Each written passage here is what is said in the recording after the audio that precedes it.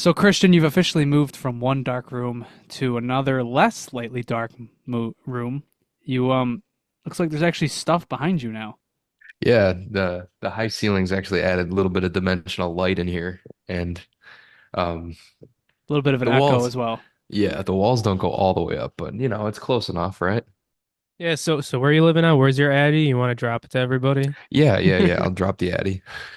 Folks, welcome back to another episode of the Sabre Roundtable. My name is Jonah, I'm Christian. MJP. and as always, we will be talking to you about all things Buffalo Sabres hockey and even a little bit of the wider NHL. It's 9 o'clock Eastern Standard Time, which means that across seas, for the members of the Buffalo Sabres, it's game day.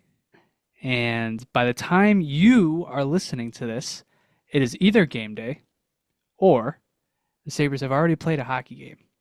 Actual regular season hockey. We made it. Made it. It felt like a long off season, but we made it. Didn't feel as long as last year's off season, but yeah, I don't know. You were the one this whole summer saying, I don't know, this feels like it's taken forever, and I don't know, we I feel we like made it. I say that every year, but I feel like I said Well, that a yeah, lot more last year yeah, because there's actually like more optimism going into the season, but and more stuff happened this off season.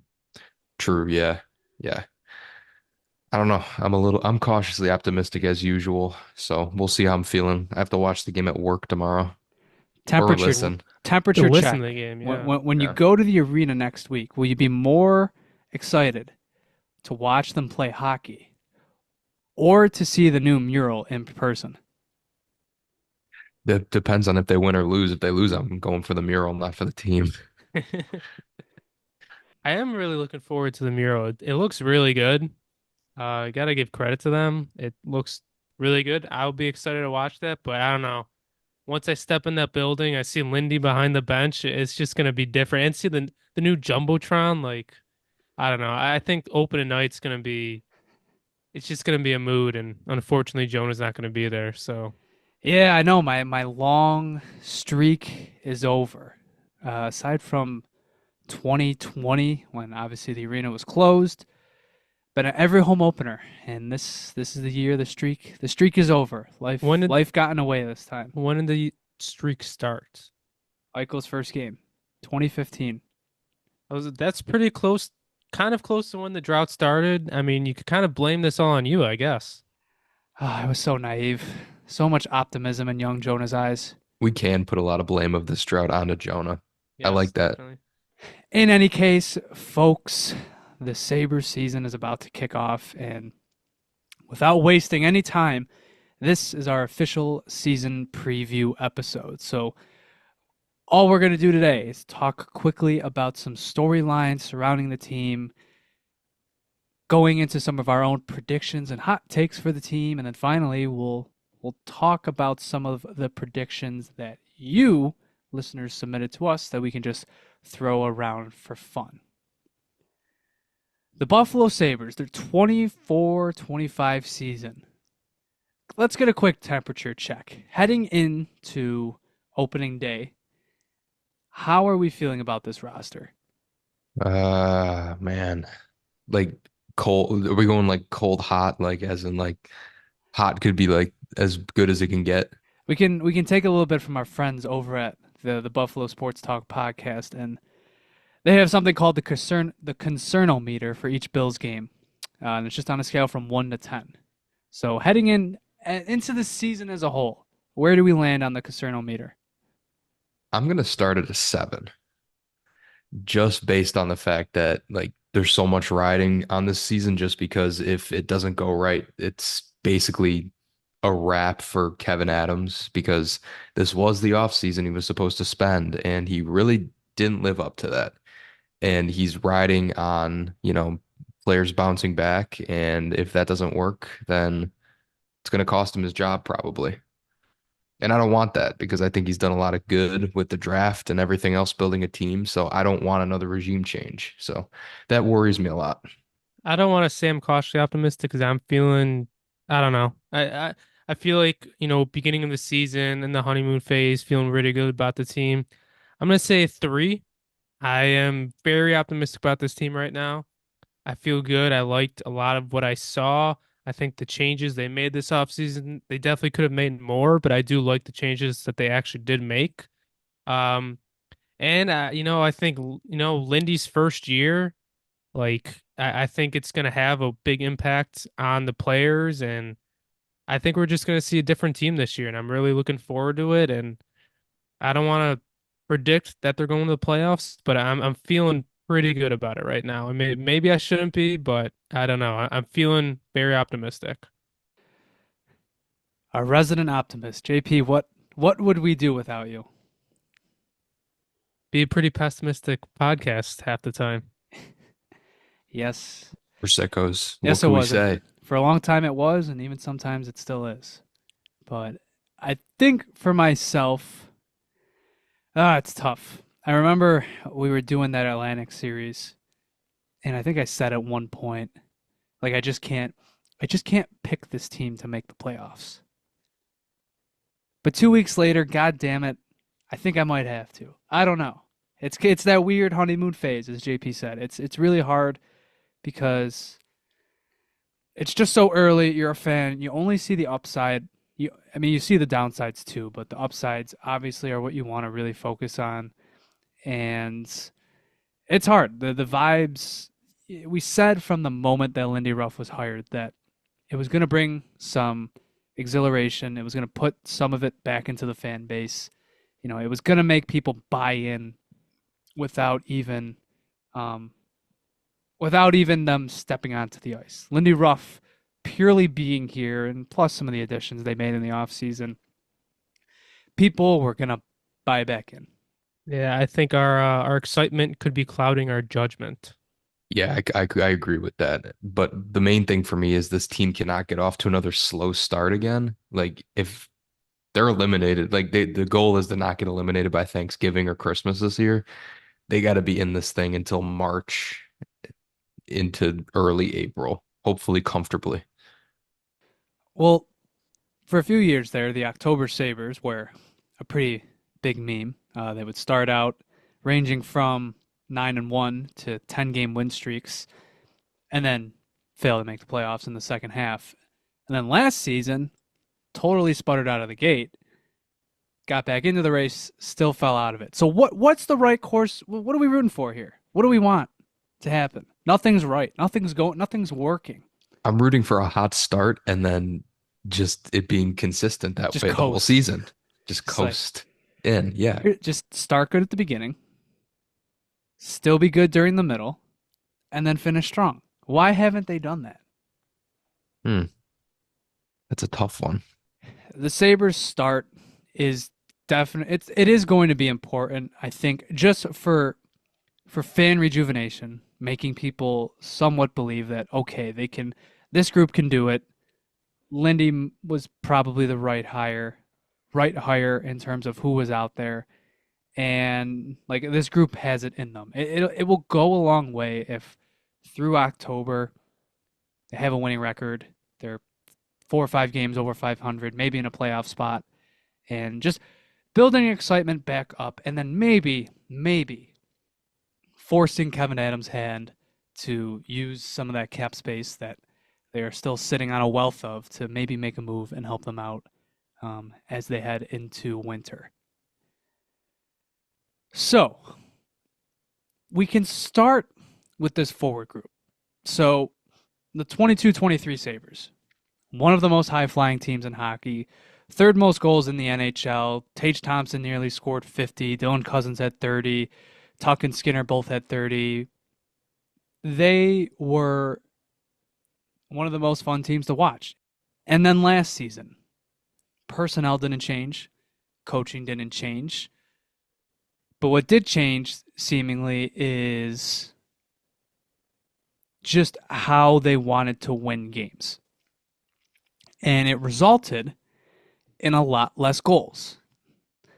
So now we're at a weird spot. We have 2 seasons of the offense being pretty fun, pretty high flying, plus shooting um, between 21-22 and 22-23. That seems like a very big sample size of them being able to score a lot. And then last season happened. So you're in that weird spot of, okay, what's the reality here? Because last season really shouldn't have happened given who was on the roster. But now, new coach, some new faces, but the core is still the same. The top six is basically the same. Will the goal scoring return is the question because they need it to be. It just becomes the question about who is going to step up to get them back into that place. I think the goal scoring is definitely going to come back. It's just going to be a matter of it's not going to come back to the extremity we saw like 2 years ago. It'll probably be more lying in the middle. I think the overall goal was last year's team going into the season, they had the right idea. It was to they understood everyone, had career years. There was guys on shooting benders. They knew that type of offense wasn't sustainable, so they tried to switch to a more defensive style of play, which was unfortunately the wrong decision because it just didn't work. I think what they have to do is play to their strengths and try their best to replicate what they had 2 years ago. And I don't think they'll get there, but as long as they play a more structured style without getting away from that as much as they did last year, I think that's your goal for the season. And if you could stay into it until the deadline, maybe you add and maybe you push for a spot in April. I honestly, I think, if some of our forwards, maybe like Tage and Cousins, if they just have a bounce back year, not like a crazy year, like I'm not saying Tage has to score 50, but I think if they have somewhat of a good bounce back year, and then on top of that, we actually have a competitive and decent power play, that we will see an uptick in scoring, like we we are hoping for. So I think the power play will be a big factor in that, considering we've had one of the worst power plays last year. Even if we're just league average, I think we'll see a lot more production from our forward group. So I'm expecting a bounce back, not probably as crazy as other people might be expecting, but I think the power play will help with that. We saw a lot of change. Jeff Skinner's gone. That spot was really not filled. Um, Obviously, the bottom six saw a huge amount of turnover, completely new fourth line. Ryan McLeod is basically the big roster add of the offseason. What's the X factor of this group? Who is it, or is it a line? What is going to determine how far this group can really go? I'm I, I'm honest, I'm gonna say Jack Quinn. I think if he stays healthy this whole season, he could debatably be one of our top three forwards on our team. So I think he stays healthy. He's a huge X factor for us. We've seen how good he is when he's healthy, how good he plays with Cousins. Um, he needs to stay healthy for a whole season, and he's gonna have a phenomenal breakout year.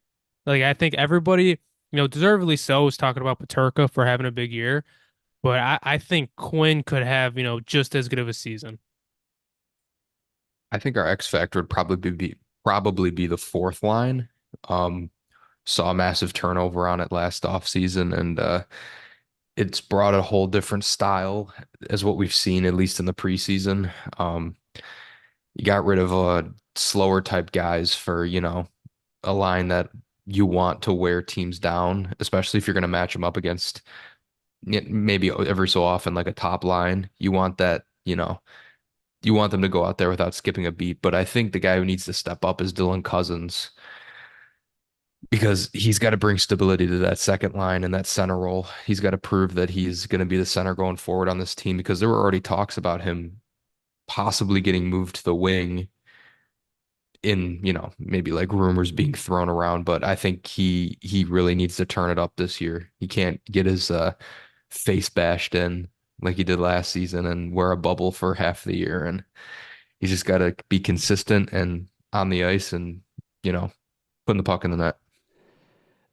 Cousins was my pick, But because you said him, and just to be, just to be different, I do think my second X factor, I do think it might be Ryan McLeod.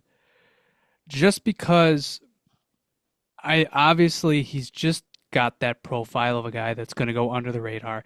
He doesn't score a lot of points, but super reliable third line center, and a center that they really have never had since, I don't even know. I mean, if Cousins bounces back and if Tage Thompson bounces back and Ryan McLeod comes in, does what he usually does, you're looking at your best center core since, probably 2007. And I also think if he can be someone that they can send out there in defensive minutes, because that is part of what he's being brought here to do. I think it's just such a stark contrast as to what Middlestat brought to the team that I do think it could be a slight X factor. The last one though, I mean, besides Quinn, besides Cousins, besides McLeod, it's Zach Benson. And just in terms of, they didn't fill that top 6 spot. For now, he's the guy to fill it. And he's looked great in preseason. Him, Cousins, and Quinn have really started to gel. We'll see if it carries over to the regular season. But I think I have confidence in Tage. I have confidence in Peterka, Tuck, Quinn I do as well, even Cousins. What does Zach Benson's second season hold in store?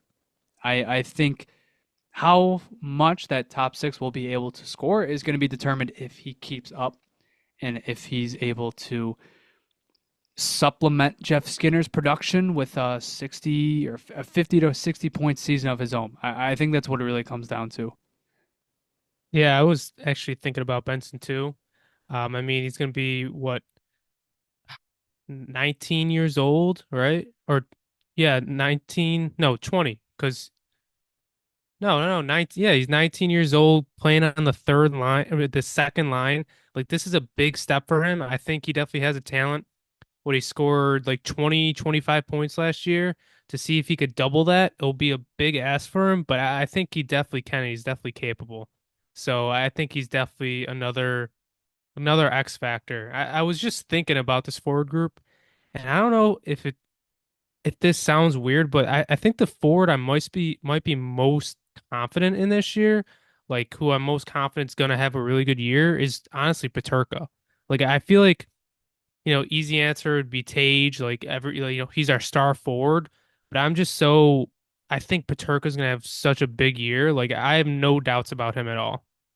I think the important thing for Zach Benson, at least, is if he is not producing on that second line, is to take that responsibility away, and not in a way like as a punishment, but you don't want to Middlestat his development, like when And he can be used like that's the beauty of Zach Benson.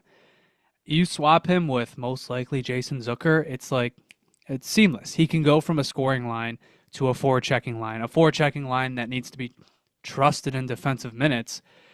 I do think, just talking about him more, I think that just he's the X factor because you will put him anywhere and he will play. And if he can play up to the high standards of the top line and then a week later be on the third line in a forward-checking role, like it's so valuable, and teams look for that player everywhere. And I think the Sabres have one of them. And he's a special teams contributor on both sides too, which is interesting too. As a young player, as a small player, he is a good penalty killer. He was being used for that a lot, and he's going to be on our second power play unit. So, I mean, he's going to have to contribute at all facets of the game. Moving on to the defense. So you have your pillars, Rasmus Dahlin, newly named captain, and Owen Power. The rest of the group, it has question marks. For me, most notably, is the Bowen Byram thing going to work? And I think right next to it, is Mateus Samuelsson. Can he play a full season? And then obviously you get to the depth. Jokiharju, Clifton. It's this group has a lot of question marks. What do you think? What's I'll ask the same question as with the forwards. Who's the X factor here? What changes what this defense group can be?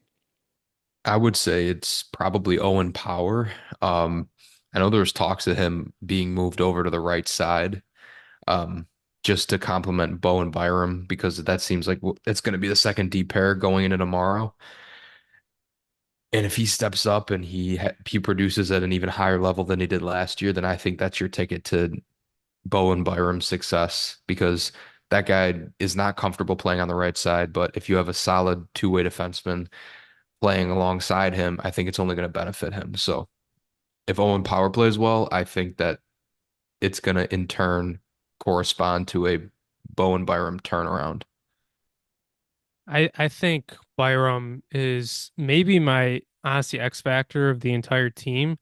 I think if he can return to form on his infamous playoff run and how good he was early in his career with Colorado, I mean, he could just completely change the trajectory of our team. If we have another top defenseman on this team, it would be such a big change and it will be such a big factor. So I'm really going to be interested to see how he's doing. I know, during the preseason or actually during training camp. I know Lindy said he was like the best player on the ice during some of their scrimmages. So I'm really going to be keying in on him early in the year because obviously, right when he was traded to us, he was very good. Then we all know what happened. He started practicing with the team, and he fell He into got the Sabres acclimated with the habits. culture, Yeah, he felt yeah, right at home. and that all changed. So I hope if he can get, just play his game, and especially if he becomes, a good pair with Power, like Christian was saying, I think he could, be a huge factor in this team. He could have a breakout year too. I feel like heading in to tomorrow, I feel like the D pairs are the best that they can be. Samuelson was a guy that we've been asking for since felt like the beginning of last season, where probably not a guy you want on your top pair. Third pair, he probably would really thrive in those minutes. And honestly, same thing with Connor Clifton. Third pair, that's probably where he thrives. Then yeah, Owen Power, obviously your second pair anchor, and Bowen Byram, whether he's with Darlene or Power, either one, it's really hard to play bad with one of those guys. And you put him with Power because the only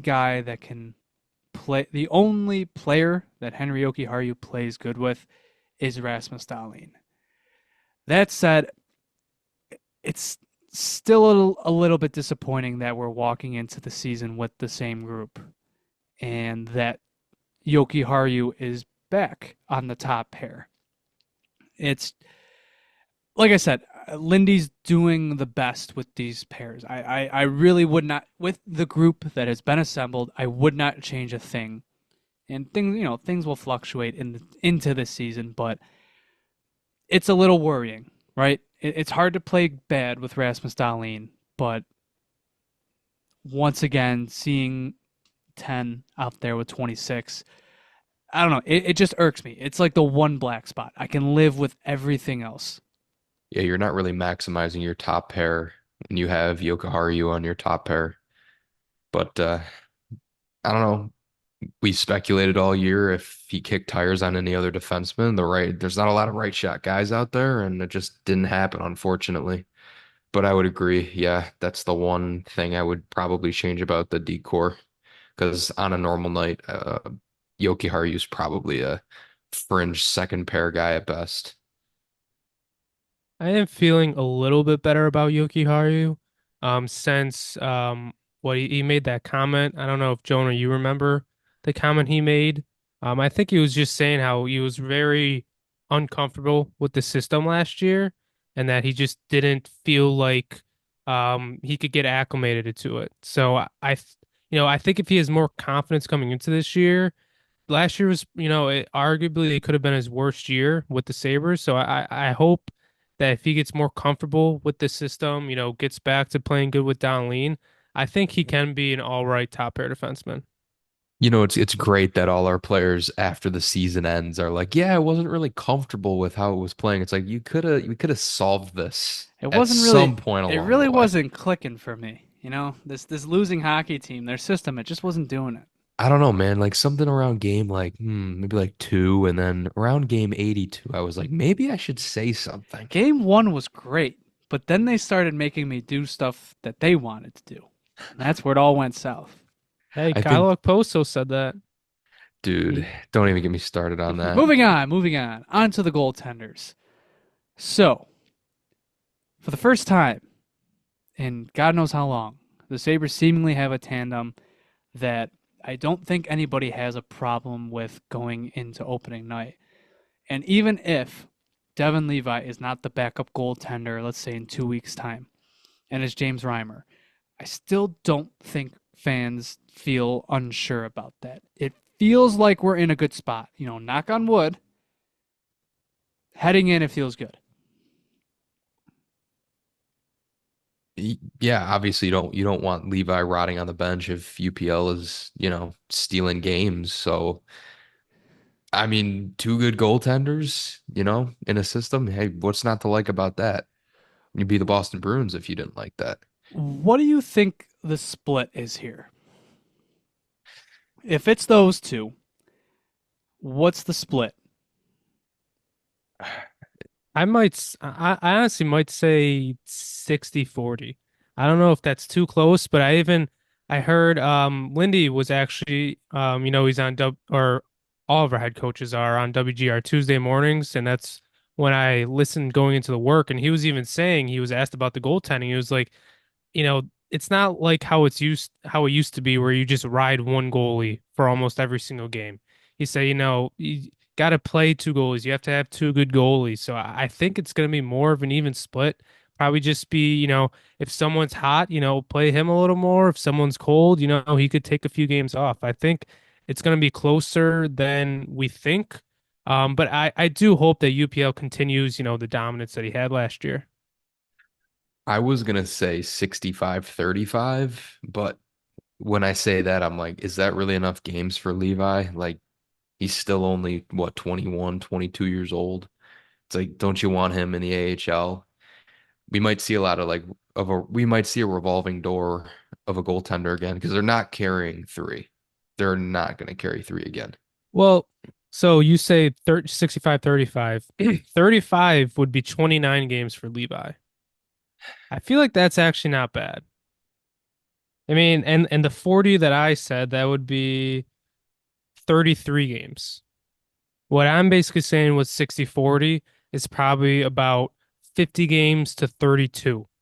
And you're probably closer to, I don't know, 46 to 28 or yeah, that adds up. So I think that that's pretty. No, it doesn't. I didn't know You you brought a calculator to these things. I didn't know there'd be a test. Or oh, said that yeah, you're 46 right. plus 28.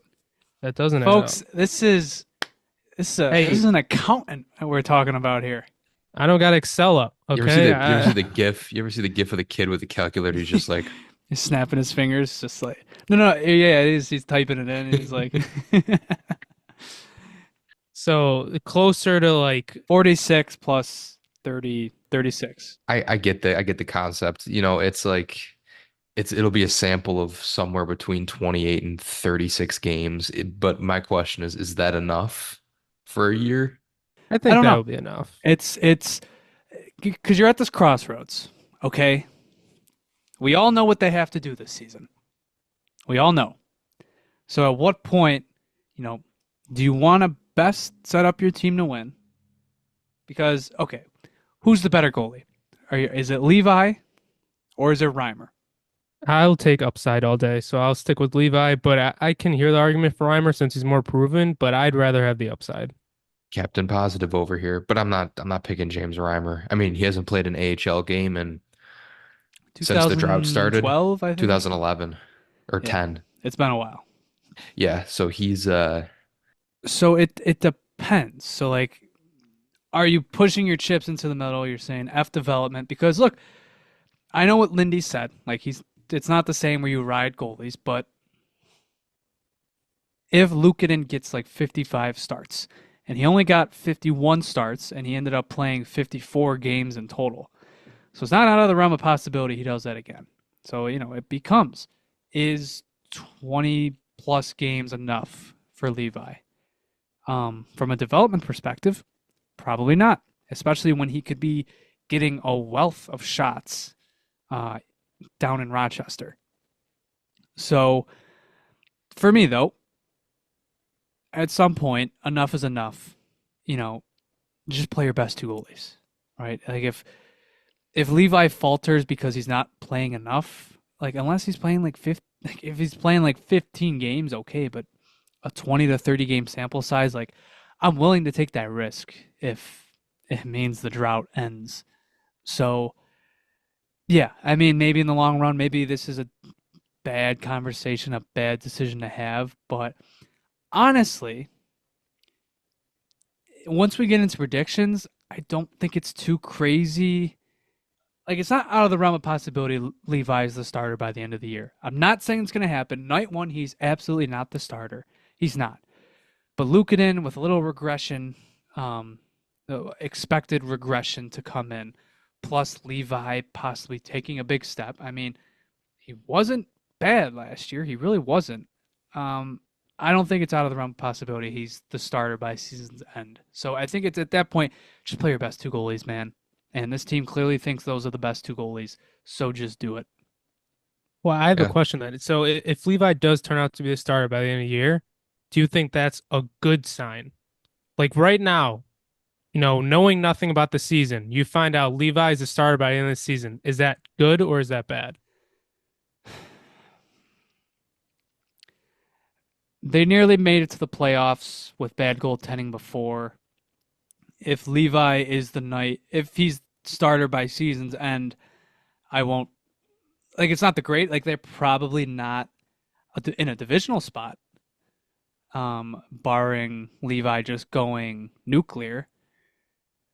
I'm willing to take my chances. I also think, like, hey, at the end of the day, I think at the end of the day they have more confidence in him, which is not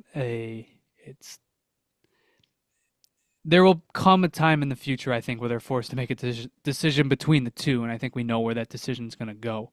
Mm-hmm. To clarify, I don't think it would be a great sign, but I also don't think it would mean they're out of the race. I don't. Before we move off of goalies, I want to butt in and say James Reimer might be playing for the Boston Bruins this season if he goes on waivers. That is true. I completely forgot about that. That'd be crazy. He has to go through waivers if he gets sent down, right? Kevin Adams playing the long game. I mean, who the hell did they just picked up a goalie off waivers? It was Yuri Patera. Patera, yeah. I need to check. I didn't really look at it because I saw it and I laughed at it, obviously. Yeah, that's what I mean. I didn't really take a look at this. I know he's like an up and down guy. So, like, never heard of him. So last season he played 6 games with Vegas, 5-1-3, 893 save percentage. So he's played 8 NHL games in his career, and they're within the past 2 seasons. He's the backup goalie now?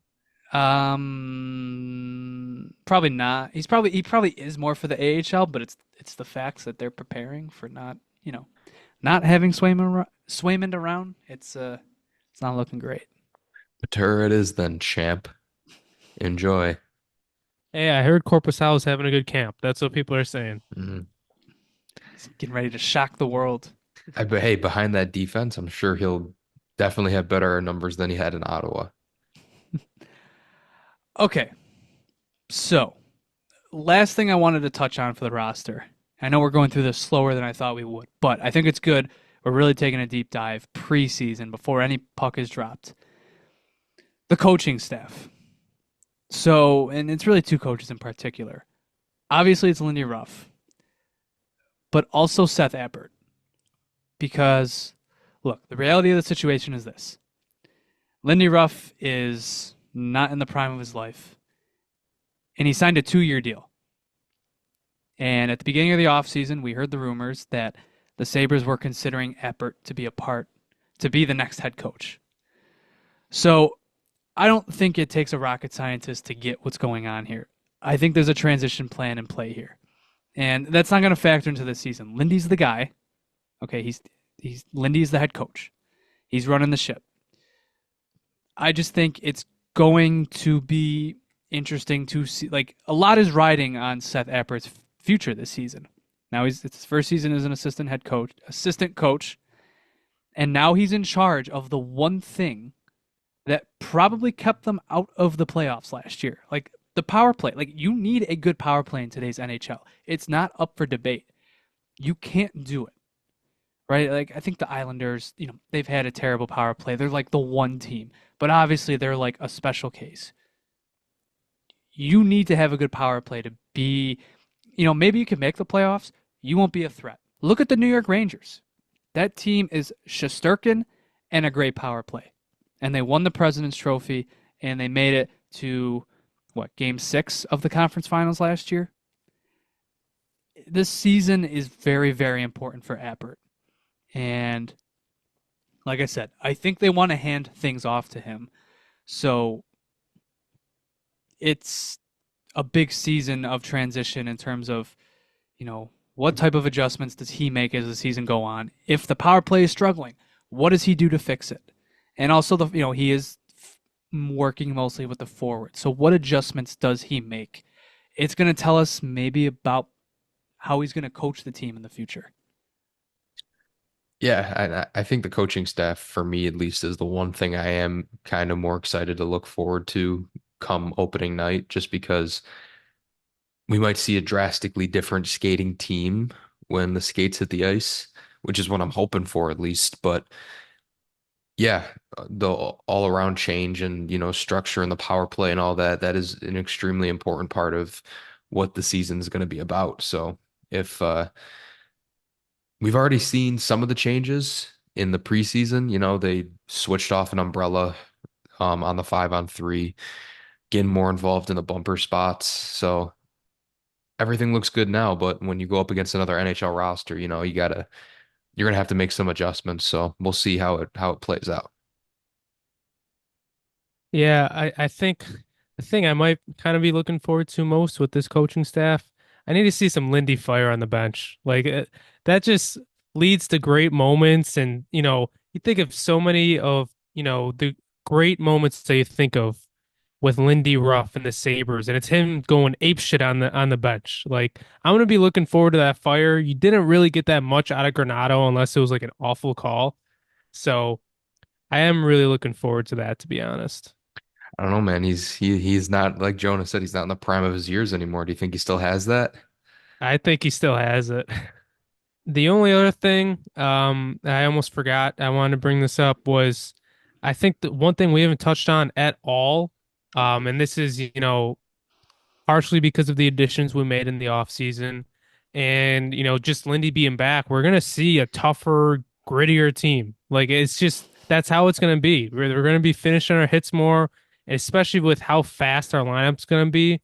Christian brought it up a little with how the fourth line is going to be, used to wear out other teams. But, you know, it, I know, we talk about, hits, it doesn't really mean much in today's game, but we're going to be a tougher, grittier team. I mean, we saw it in the preseason in the first game. They were going crazy against an AHL lineup. Like, I think, there's going to be a lot more fire this year with our team.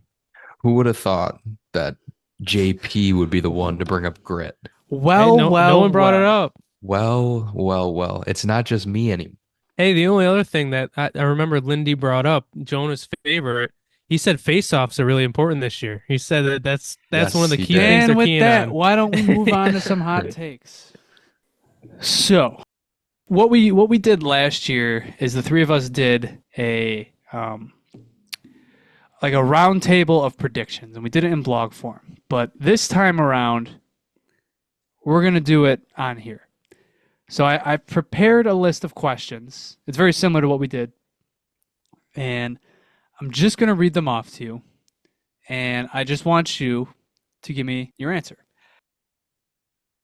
We'll start with the MVP. Who is the Sabres MVP going to be this season? I'm going to say Darlene. I think with him being the captain, I think he's going to have a huge year, and I think he finally might have a full season where he's in Norris talks. All right. Well, JP took mine, so I'll pick my second. It's going to be Tage.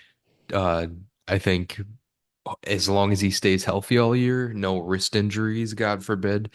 I think he's the not only the main piece of this roster, I think he's going to be who carries the bulk of our weight and points this year. Dahlin's the player MVP, but just for fun, and also because it is really important. I think I'm going to pick Lindy Ruff. I think I am. So what are you predicting, a Jack Adams award? I don't know if I'd go that far. Maybe some votes. Maybe some votes. You know, we've made in the last two season previews we did. It was, hey, if they make the playoffs, Don Granato's a shoe-in for the Jack Adams. So I'm not going to do that for Ruff, but I do think he would get. If a Sabres coach breaks the drought, they will get votes.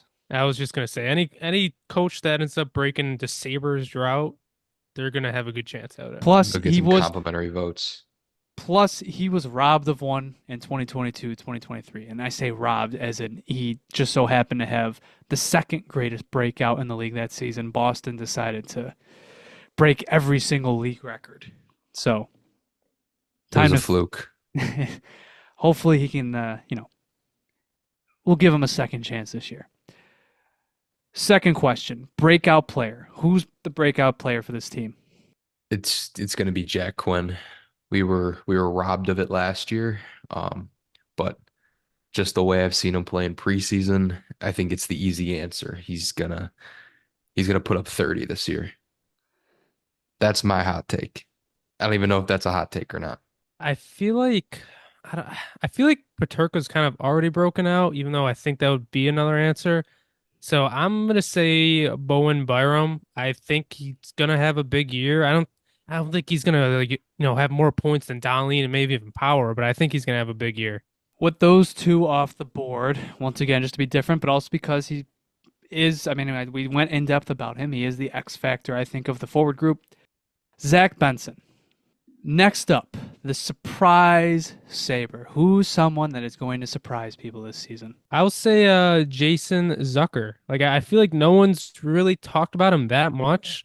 Um he even said, I want to score 20 goals this year. He's had good seasons in the past. And he scored, how many did he score with He had Pittsburgh 2 years ago? 28, I think.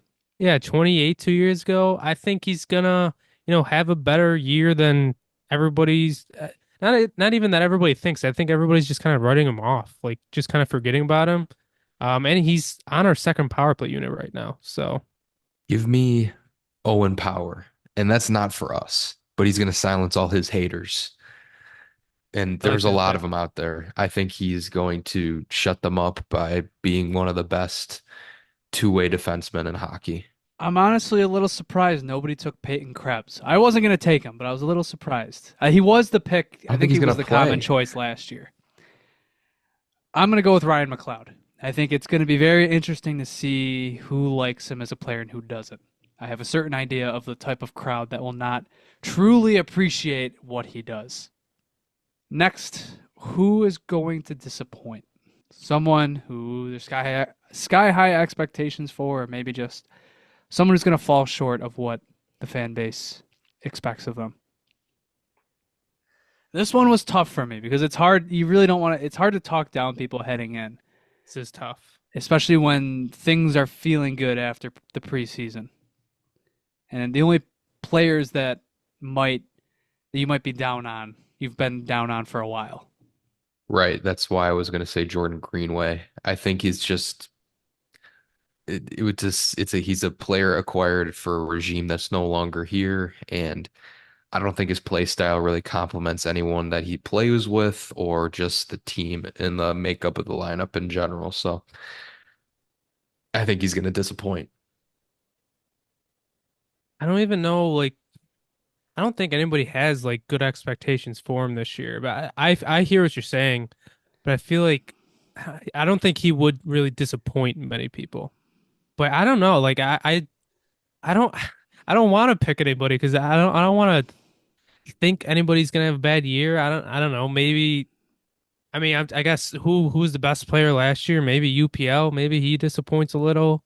I'm not gonna predict that, but maybe him. I don't want to. I don't think Tuck. I don't know. That's a tough question. I don't have a solid answer. I was between two choices. So I was actually between Zucker and I was also between Alex Tuck. I don't know what it is about Tuck. I just, I don't know. Maybe I think I'll stick with Zucker just because I don't know. He's the guy being brought in to score goals, and for now, he's not on one of the top two lines. He's with two mostly defensive players, and that's kind of where he found himself last season, and that's where we saw a lot of the goals drop off. So yeah, it's tough. If it wasn't Zucker or Tuck, it probably would be Luukkonen, but I feel like a lot of people expect Luukkonen to disappoint, like relative to last season. So it's tough. It's a tough question. It's tough to be uh, negative on those points. Next up, does Jordan Greenway, staying with him, does he finish the season as a Sabre? Um, I think it's going to depend on how the team does throughout the year. I think if they're bad, which I'm praying doesn't happen again, but if they're bad, I think he does. If not, I think he's definitely the big, and I say big in quotes, piece you dangle for a trade deadline acquisition. So I'm optimistic, so I'm going to say no. And that sounds really mean, You're going to be but optimistic and say no? I'm going You to say said the only optimistic. scenario he's not on the team is if they do bad. No, no, no, no. The only scenario he is on the team is if the team stays bad, because I Interesting. don't think they make any moves, because I think he's a deadline move. Interesting. So if the team Very is interesting. good, I think he's that chip you kind of throw into the middle of the table to kind of dangle in front of someone. I think honestly, overall, he will be on the roster at the end of the season, but So it's a there's yes. there's more of a chance if the team does a little bit better. If they want to put a jolt into maybe the top six come playoff time. I agree with pretty much everything you just said. But I will say, I think if he's not in the lineup, I think that means Krebs or Kulik has won a spot. I don't like. I can't see Greenway playing so bad that we just need to get rid of him. Like I think he's gonna be solid. I think it like Krebs. I hope Krebs earns a spot and maybe Kulik, forces his way into the lineup. I do think he'll finish the season here. I just don't see them trading him out. That's just my gut feel. Next up, same question, but for Henry Jokiharju. Does he finish the season as a Sabre? Is Could you remind me, is he an RFA again at the end of next year? No, he's not. He's a UFA. Oh man, then no. I'm gonna say he gets traded. Just straight up, I'm just gonna say he gets traded for something because we have a better defenseman named Jacob Bryson waiting in the wings. Just No, no, we waiting. don't. Just No, the 26-78 pairing. no, no. I Chef's will kiss. say yes, he will be on the team by the end of the year. I will also say yes. These damn Finnish defensemen, these damn Finnish right-handed defensemen never seem to leave. So You got to kick him out. yeah. How many games does Yuri Kulik and moving on to the next one, Isaac Rosen, how much do each of them play? So we'll start with Kulik. I will set the bar for this one. So I'm going to say 30 games. Wow. I think this trip has proven I think he's kind of the next man up. And look, injuries happen. There were times last season where they happened in bulk, and it was, eventually it led to him being called up, and obviously it lasted one game. I think this time around, if he gets called up because they're in an injury jam, I think he's here to stay for a little while. I'm gonna go with I'm gonna go with a little less than what you said. I'm gonna say 26 games. I'm gonna say he plays 26 games. And that's honestly pushing it because honestly, he's definitely not gonna start opening night. Like even though it's in his home country or anything, I think as of right now it's ice your best lineup and he's still young. I think as of right now you start with Jordan Greenway's the more reliable option, but that could change quick. So I'd say he plays about a quarter of the season. Yeah, I'll probably stick with 20 to 25 games, but at the same time, like I also feel like I wouldn't be surprised if it was like 40. Like I feel like, one big injury, knock on wood, one big injury to the top six. I think he comes in and fits in there. And I think if he comes up, he might never go back down. So I could see it going both ways, but I do think if we have a significant injury, even in our top nine, I think he might automatically be put into the lineup. So now for Roseanne. I This is tough because I feel like it's kind of like this is the trap two questions. I feel like it's immediately like, oh, Kulik's gonna play more, and then out of nowhere, Roseanne just maybe he's the guy that gets called up. So I don't know. Just because I had Kulik playing so many, I'm just gonna say like 15 games, double what he had last year. I'm I don't know. I gotta be honest, I'm pretty low on Roseanne right now.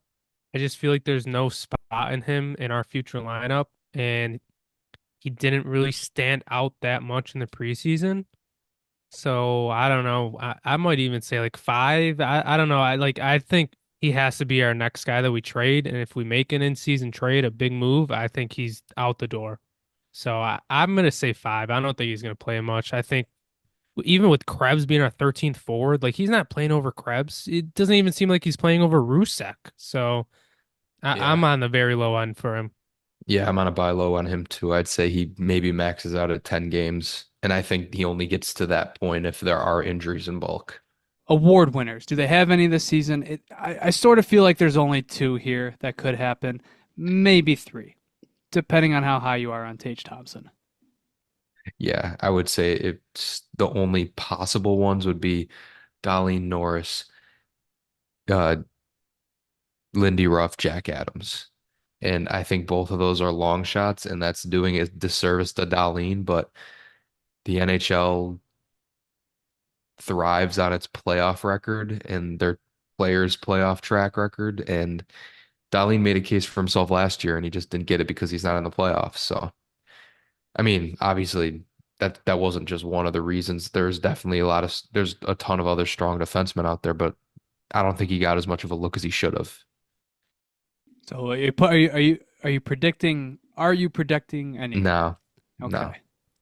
I think part of the reason last year he wasn't getting the recognition, he was hurt for a period of time and he went on like a scoring drought. So I think if he stays healthy the whole year, I'll predict he finishes top three in Norris. I'm not going to predict he's Norris winner, but I think he finishes as a top three finalist. Lindy, I'll stick with what I've been saying the last 2 years about Donnie Granado. I think if the Sabres, if they just make the playoffs, I won't say Lindy gets it, but if the Sabres have, a very good year and exceed everybody's expectations, maybe hit like 100 points or upper 90s, I'll say Lindy could have the Jack Adams. But But we're I'm more not we're confident not in doing this Dahlen. goddamn ifs game. All right, it's a prediction. All right, Fine. is he gonna win it? Dahlen will win Norris, He will. and Lindy will win the Jack Adams. We're having a Oh, breakout year here. wow, wow. Captain Optimist over here. And Jesus. Tage, Rocket, Richard, and we'll Okay, keep all right, going. all right, all right. I will also say no, but I think Darlene gets within the top five.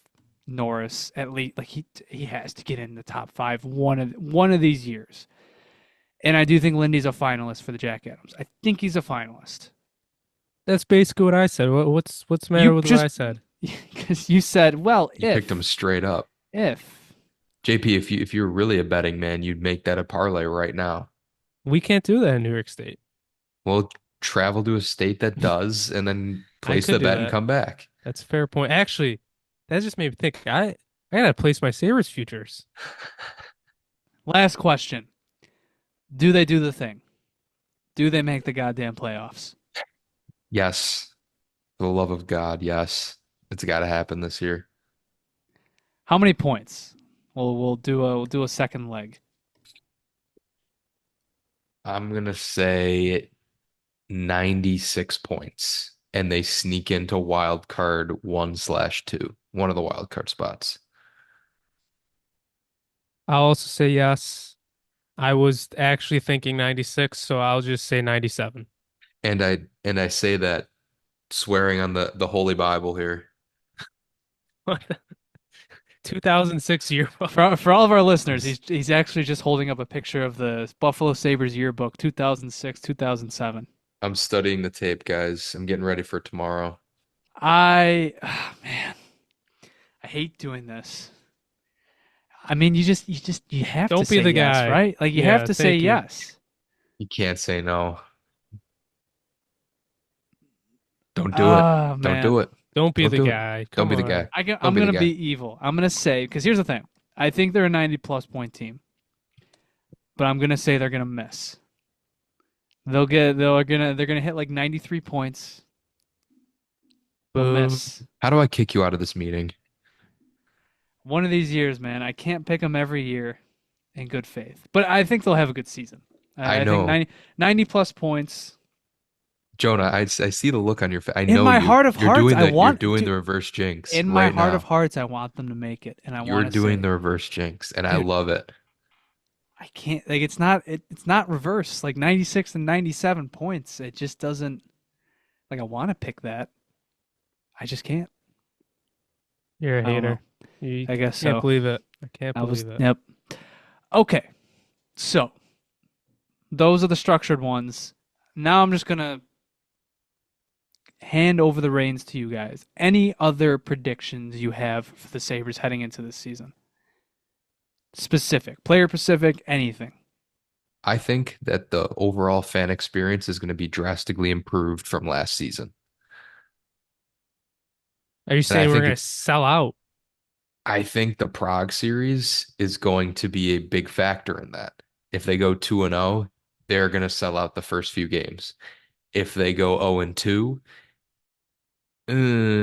maybe the first game close to a sellout and then half empty. I'll say first prediction. I think they have the best record in the NHL after this weekend. What? They have the best record in the NHL after this Oh, weekend. okay. Oh my God. I was like, what? No, okay. I'll actually make a hot take if we're doing a little round table here. I'll say hot take. Bowen Byram has more points than Owen Power. Ooh, I like that one. I don't think it. I think it's dumb, but I also love it. I mean, when he first got here, he showed that he came from a competent organization.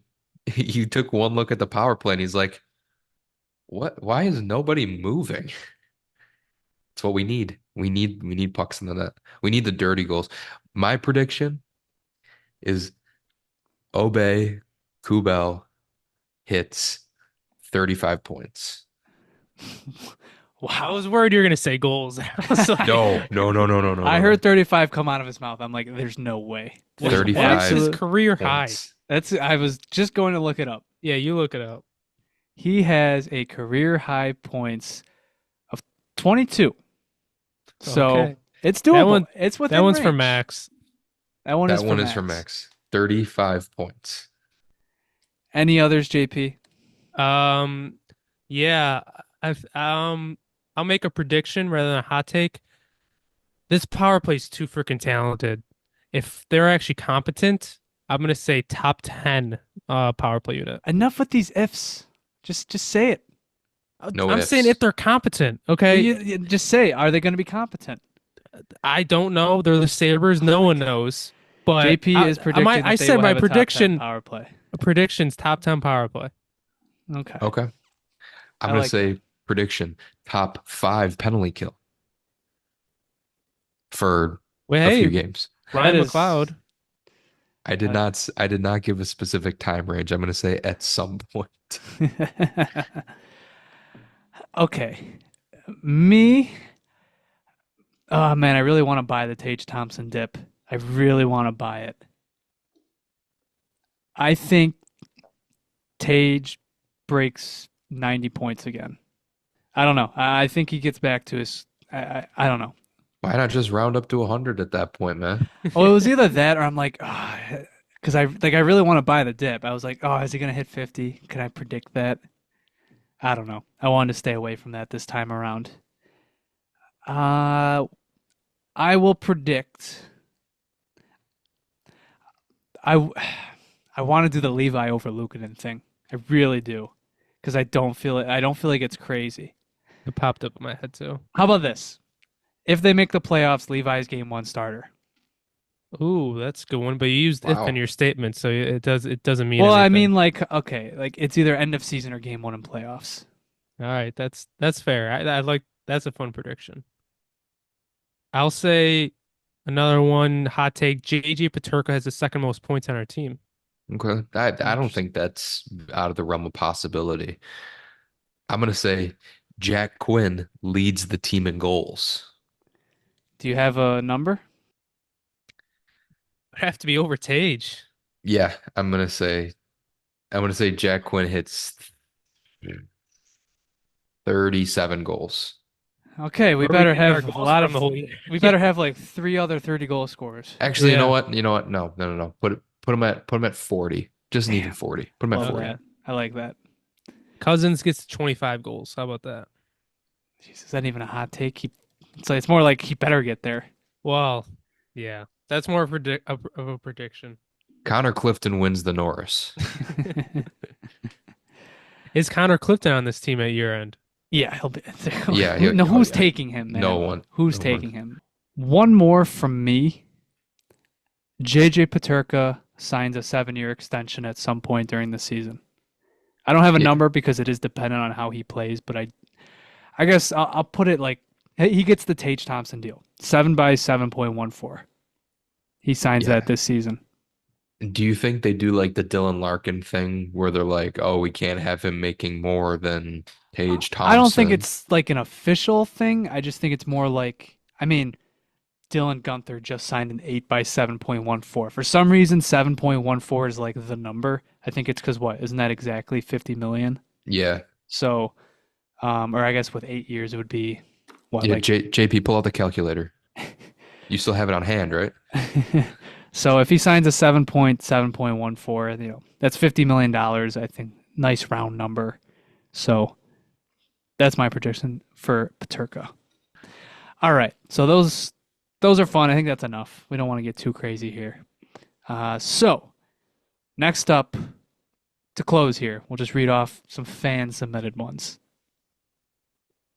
We will start with Derek underscore 3992. Dylan Cousins leads the team in points. Wow. Now that's a hot take. Yeah. It, I don't see that happening just based off the fact that he struggled last year to the point where it was like, do you move him away from center? I think he's got to find his game first, which I feel like he did in the Worlds. But again, it's not with the NHL roster. So I love the optimism. I really do. I don't see it happening, but if it does, I I don't know. I'll send you a hat. I don't know. Next up from MP Luke. Paterka goes for 50 goals. I respect that one. Our German king is gonna cook this year. He's such like Michael Pekka really put it perfectly. Like he is such a unicorn and there is so much like you just don't know what he can be. You don't know like he could be what he is right now or he could be like I don't want to say like a Kucherov type player because that would be insane, but just like he could be on that franchise-esque tier. Like he has that ceiling. It's crazy the progression he's had Hmm. since the moment he was drafted. It makes you wonder how he even slipped to the second round in the He first just place. he just developed like he just had a perfect development path. I mean, he was good in the DEL. But then he gets to the Amherst and he's just sensational in his first season in North America. I mean, he was point per game as a rookie.